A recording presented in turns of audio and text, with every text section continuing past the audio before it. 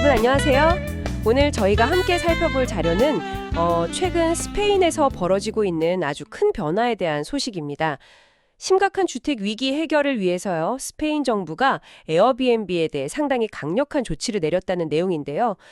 오늘 이 자료들을 통해서 스페인 정부가 왜 이런 결정을 내렸는지, 또 에어비앤비의 반응은 어떤지, 그리고 이게 우리 사회, 특히 한국에는 어떤 의미를 던져주는지 좀 깊이 파헤쳐 보겠습니다.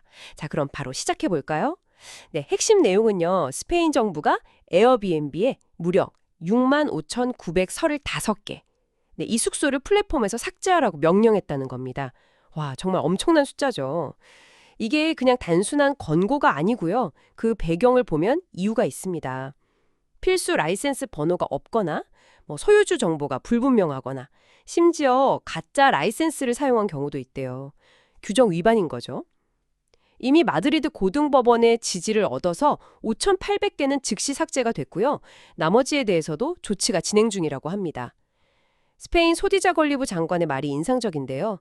주택권을 사업으로 삼는 이들을 보호하는 것은 이제 그만, 이렇게 강한 의지를 보였다고 하네요. 네, 맞습니다. 이런 강력한 조치가 나오게 된 배경, 이게 사실 더 중요할 수 있는데요. 스페인이 지금 유럽에서도 손꼽힐 정도로 심각한 주택위기를 겪고 있거든요. 지난 10년간 평균 임대료가 거의 2배 가까이 올랐다고 해요. 그런데 임대 상승은 이걸 전혀 따라가지 못하고 있고요. 임대료는 2배인데 임금은 제자리 걸음이라 심각하네요. 그렇죠. 근데 동시에 스페인은 또 세계 2위 관광대국이잖아요. 올해만 해도 예상되는 외국인 관광객 수가 9,400만 명, 어마어마합니다. 이런 상황에서 단기 임대 숙소는 2020년 대비해서 15%나 증가했어요. 관광객은 늘고 단기 임대도 늘고 그러다 보니 정작 주민들이 살 집은 더 부족해지는 거군요. 바로 그겁니다. 이게 맞물리면서 주택난이 더 심화된 거죠. 그래서 사실 중앙정부 조치 이전에 이미 지역 차원에서는 강한 대응이 시작됐었어요.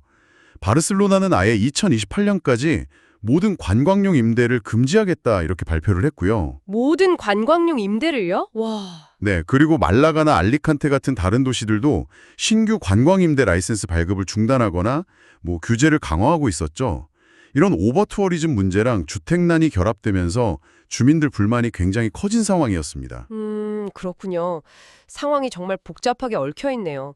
그럼 에어비앤비는 당연히 반발했겠어요? 네, 당연히 가만히 있지 않았죠. 그렇죠. 에어비앤비 측 입장은 정부에게 그런 규제 권한이 없다? 이런 주장을 하고 있고요. 또 숙소 정보에 대한 책임은 호스트에게 있는 거고 자기들은 그냥 중립적인 중개자일 뿐이다. 이렇게 강조합니다. 책임은 호스트에게 있다. 네, 그리고 스페인 주택 위기의 근본 원인은 자기들 때문이 아니라 원래부터 있던 주택 공급 부족 문제다. 이렇게 반박하기도 했고요. 일리가 없는 말은 아닌 것 같기도 한데, 근데 이번 발표 후에 주가도 좀 떨어졌다고요? 네, 맞아요. 발표 직후에 에어비앤비 주가가 3% 이상 하락했다고 하니까 시장의 우려를 좀 보여주는 거죠. 그렇군요. 하지만 에어비앤비의 이런 주장과는 별개로 스페인 현지 분위기는 좀 다른가 보죠? 네, 사회적 분위기는 상당히 비판적입니다. 오버투어리즘에 대한 항의 시위가 계속 이어지고 있고요. 많은 스페인 주민들은 이런 단기 임대 플랫폼들이 결국 과도한 관광객을 유치하고 이게 주택 부족이랑 임대료 상승을 부추긴다. 이렇게 비판하고 있어요. 네. 심지어 스페인 총리까지 나서서 에어비앤비는 너무 많고 주택은 충분하지 않다. 이렇게 직접 언급할 정도니까요.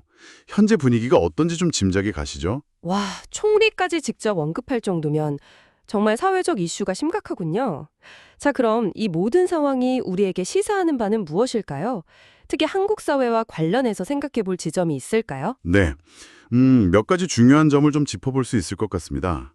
첫째는 이 주택 위기라는 문제가 심각해지면 정부가 플랫폼 기업에 대해서도 얼마나 강력하게 개입할 수 있는가, 이걸 보여주는 어떤 선례가 될 수 있다는 점이고요. 네, 정부 개입의 강도. 그렇죠. 둘째는 에어비앤비 같은 이런 글로벌 공유 경제 플랫폼에 대한 규제가 이제 스페인뿐만 아니라 전 세계적으로 좀 강화될 수 있는 신호탄 아니냐, 이렇게 볼 수도 있다는 거고요. 글로벌 트렌드가 될 수도 있다. 네. 그리고 셋째는 역시 관광산업의 지속 가능성 문제인데요.